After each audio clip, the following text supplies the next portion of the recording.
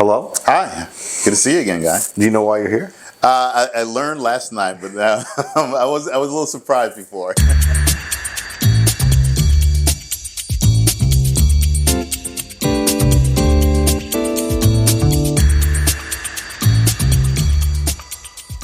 Hello, H2, and welcome to the third installment or episode, depending on what you want to call it, of H2 Getting to Know You.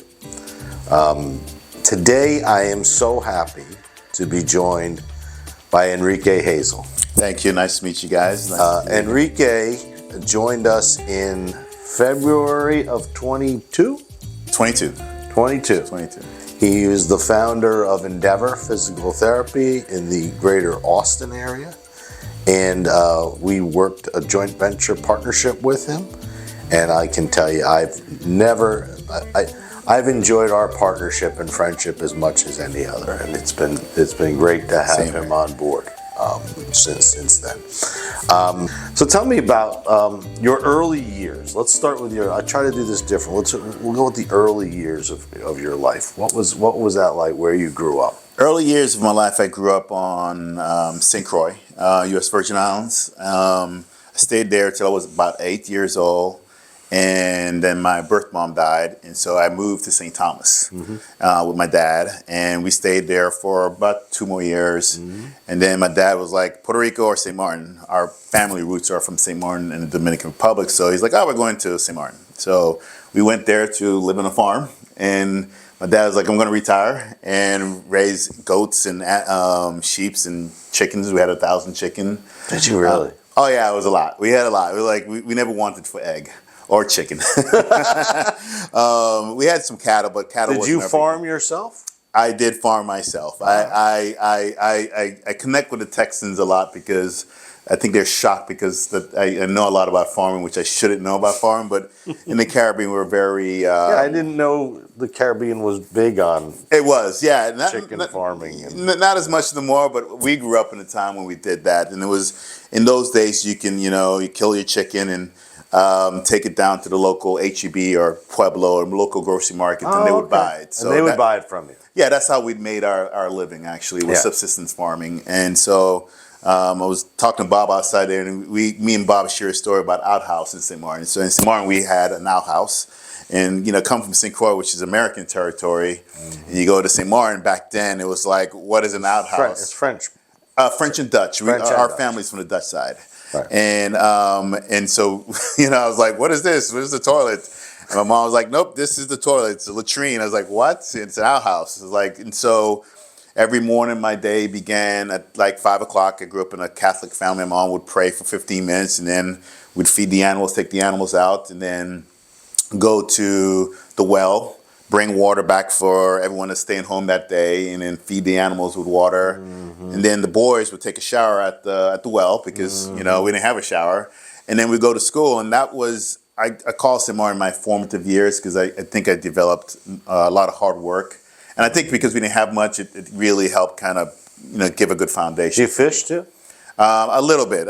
My brother was a bigger fisherman, I was a little bit of fisherman. I wasn't good. Yeah. Well, that's what I've always noticed when you go to the islands. You see the families going out fishing. Oh yeah. It's just like catching their food meal for the week and whatever they can sell. Yes, I did used to make lobster traps growing up. Oh, you did? Yeah, I used to be decent. I used to weave them together. I don't have that skill set anymore. So your story is. First of all, it's fantastic, but it is consistent with so many people we have at H2. Just didn't grow up with much, right?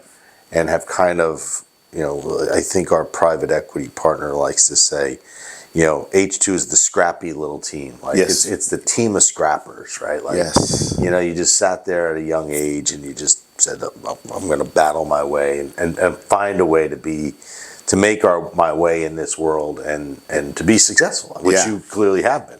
Yeah. So after I left, we got hit by Hurricane Hugo during my senior year of high school.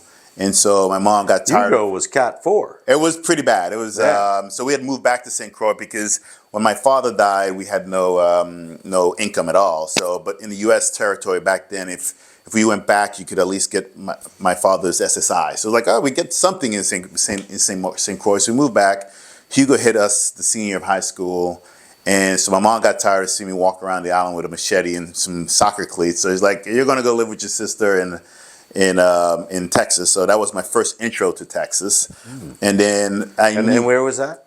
Baytown, Texas, Which is right outside of Houston. Outside of Houston. Yeah, it's it's a little Exxon world out so you there. left one hurricane area to go to another. To go to another one. But the good thing was I knew I could sign up for the military from up there. And I knew my mom, and I called my mom. She raised me since I was 8. She would have said no.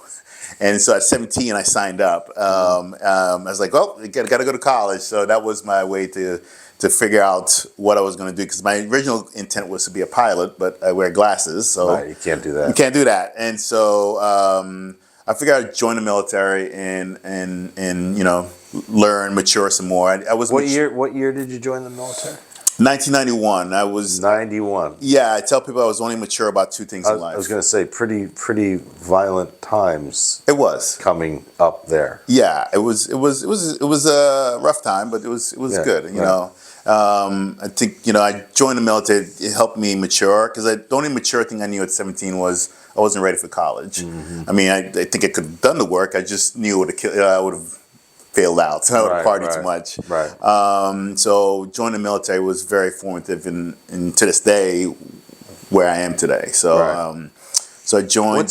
What of all the things you learned in the military? What are the 2 or 3 things, or even one thing that you took away that have made you what you are today? Yeah. So I was in the 1st Ranger Regiment, 1st Ranger Battalion of the 75th Ranger Regiment. So we are part of the Special Operations community, and so within that, I tell the story, and I have some of my younger clinic directors. I tell this is like. You have to teach people to tie a knot. And that is my way of saying the first day in the regiment, the way we do things is that they laid out everything for you, and a private is teaching you how to do knots. And not till later that you learn that the knots is really not just about doing knots to secure equipment, but it's really about teaching the other person how to lead. And I always tell people, you must teach people. One of the things I do miss about the military, you teach people to replace you. And it didn't, in the civilian world, generally when you move up in rank, you're very protective of that rank. You don't want other people to come up. But to me, is if your people underneath you are better, then the organization is better. So that is probably the number one thing that I've taken away to this day. And I tell my area managers and clinic directors, you must teach people to teach someone to take your job. That is your job. And I always say you have to be confident enough in your career and abilities so that if you are replaced, you're going to move up. And if you're not going to move up, you've built a great opportunity for yourself to do something else in life, right? Yes. That's definitely the number one. And planning would be the number 2 thing. Teach someone to take your job, and planning is like, oh yeah, we You're a big planner, that I know. Yeah, planning is probably the number 2. So how did you go from the military, and how many years were you in the military? I was active duty 4.5 years, and I did the Guard reserves for 4 years. 4 years. Yeah, I don't like to talk about that. It was boring. And then how did you move into physical therapy? I got hurt on a jump in the military. We were, doing a jump, and I still remember, and we jumped out the left door. There was a C-130 aircraft, and we had to do this because we had done a couple racetracks, and the commander's just like, hey, we have to do a proof of concept. I was like, oh, Lord, here we go. And it was raining, and I knew we shouldn't jump. So anyhow, we jumped. The static line got wrapped around my arm, and so I developed I don't know if you ever saw this guy. I've never seen that. Yeah, there you go. It's the static line injury, and it basically pushed the bicep down. Wow. And so when I landed... And it's never recovered. It's just fine. It works. It just looks weird. It just looks weird. I mean, I'm not as strong as I once was, but it's good enough. And once I landed, I went in the military in those days. You went to, in our unit, it's like go to PT, but you really basically means go to sign in. And because it was looked down upon weekly to go to PT, it's like, you could just take some Advil and you'll be fine. You do some push-ups. I mean, that has changed. And so I went there, and the therapist was an OT. And he's like, yeah, I'll treat you, it's like, you'll be fine. Just, give your unit you're coming from don't want you here anyhow. So just take these exercises and do this, you'll be fine. But I was intrigued because he gave me a tour of his facility, and it was, and it was pretty active, a lot of active people, and I was pretty active during my time in the military. And so I was like, I want to do that, which is odd because I'm actually a soccer player, but my second love sport would be baseball. So I was like, I can do shoulders and, get into baseball. That was my initial thought. So once I got out, I had one of my buddies was from Texas, and he said in his country accent, he said, Rick, what are you going to do? I was like, I don't know. He's like, move to Texas. Right. So I ended up in Texas in a small town called Aubrey, Texas, which is just east of Denton, Texas. Yeah. East of Denton. And that's when you went to Texas Women's University. Texas Women's. Yes. A lot of us. You got a big little network, right? Yeah, I have a good. Not a little. It's really big. I mean, tell me some of the guys or people that you've met that are H2 that you knew in school. Are there? It's quite a few. There's Weldon and Fort Worth that you know. Right. Myself and Weldon, we went to school together at Texas Women's University. We're going to get Weldon one of these. Oh, there you go. But I will not get in a plane with him. Yes, yeah. Yes, yeah, that's right. Weldon is flying. So me and Weldon went to school together, and it's very interesting. Me and Weldon actually stayed in contact over these 25 years. So I remember when I was pulling up to our main location, and Mike texted me. He's like, hey, this guy, this group? I was like, oh yeah, that's Weldon. He's like, how well do you know him? I was like, we went to school together. I was like, do you still know him? I was like, I just talked to him a couple months ago. He's like, what do you want to know? He's like, it's a busy practice. So yeah, we have Chris up in Asheville. I didn't go to school with him, but we crossed paths when, and this is where it intersects with you, when myself and Chris was working for Health South. Oh my God! Back in the day, it always comes back. It always comes back to that. We were working at Health South. That's one of the H's in H2, by the way. Health South. No, okay. And so we were working at Health South in San Antonio, and Chris was a traveler. And we were there when the auditors came in. It's like, oh, what's going on? And they were getting ready to flip over to Select. And so we kind of went through that transition. And Chris was in San Antonio, but because he was a traveler, he would come up and hang out with me on the weekends in Austin. And he was the first person that actually saw my business plan. Because at that time, I was going back to school at night to get my MBA, because what I learned later was that I was disgruntled with healthcare, but it really wasn't healthcare. It was really, I was disgruntled initially where I was working. And I loved the caseload, the trauma, but the management, that just felt like, we could go in a different direction. And so I went back to school because I wanted to move back to the Virgin Islands and work at that time, Hess Oil. I was like, I get an MBA, I can go back home. And but when I switched, you know what Hess stands for, by the way? No, I don't. Holidays, evenings, Saturdays, and Sundays. So I did not know that. You're probably lucky you didn't work there. No, my dad did. You wouldn't have much of a life. My dad did. She didn't. So he left. And so once I switched jobs, that's when I was like, actually, I love what we do. It's just the environment I was in was not really, conducive of me growing as an individual. And, it coincided where I was, I had became a rehab director and started seeing numbers, which is something I like. And everything started to come together. And by the time I met Chris came out, I was like, hey, I'm going to show you something, don't tell anyone. And so he saw my initial business plan. That's crazy. Yeah, so he saw he's like, why did you name it Endeavor? It's like, so in the Ranger Regiment, our creed is, the first stanza of the creed is recognize and volunteer as Ranger, fully knowing the Hazel, my chosen profession, I'll always endeavor. Oh, okay. So it comes from that. And so only people that were former Rangers would know. I was like, you stole it from that. I was like, yeah, but I couldn't say Ranger therapy, so I said Endeavor. Endeavor therapy. Yeah, so that's where it comes from, yeah. So you start Endeavor. Yes. And one of the things that always impressed me about you when we were, I guess it would be pre-dating, it was kind of pursuing, getting to know you, was your understanding and passion for making things bigger, having business plans, understanding the capital markets, understanding how transactions work. And even today, You call me all the time and say, hey, did you see this? Tell me about that. What are you hearing? What does this all mean? Right. So to me, your passion for understanding more than just what you do day to day has always impressed me. How did that come about? I think I've just always wanted to learn. I think the more that you learn, and I mean, you guys know this, but I remember when I started business school, I would read the Wall Street Journal and I didn't understand anything. And then this guy's like, oh, just keep on reading it every day, you're going to learn. And then by the time I finished, it's like, oh, I kind of understand. But then you can see how the macroeconomics, has an effect on what you do locally. And I remember nothing more happened more than like during the financial crisis. Well, for us at least, and maybe it was the operator at the time.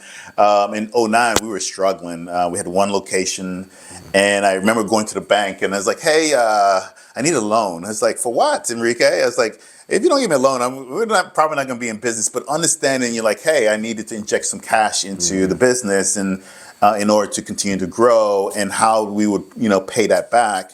And I think understanding what happens from a macro level affects us down at the micro level. We just have to use different words when we speak downstream on what we're looking at. And so that's why I've always been fascinated by that. I think for me, and first time I met Mike, I remember that we actually celebrated at the coffee shop. The first time I met Mike, he's talking because he's giving the spiel, like, And I was like, hey, how much debt you have? He's like, we have none. I was like, yeah, okay. Then I was like, okay, yeah, you're a private equity bank, you got some debt. He's like, a couple months later, Mike kept on, he would stop by and we'd have coffee, and we just built a relationship. And he's like, hey, guy wants to meet you. He's like, why do you want to meet me? And he came into town that day, Round Rock.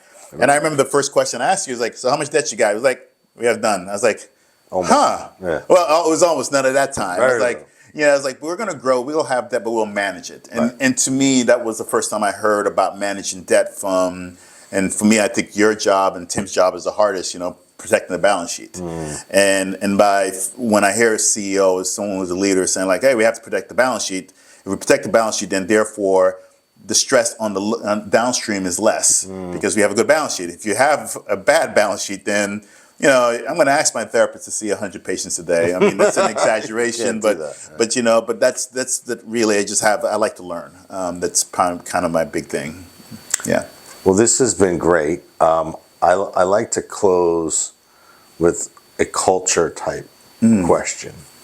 And one of our core beliefs is everybody deserves to be happy. Yes. And given your background, given where you came from, how you put yourself through school, how you built a business, sold a business, understanding, and you've grown, developed, about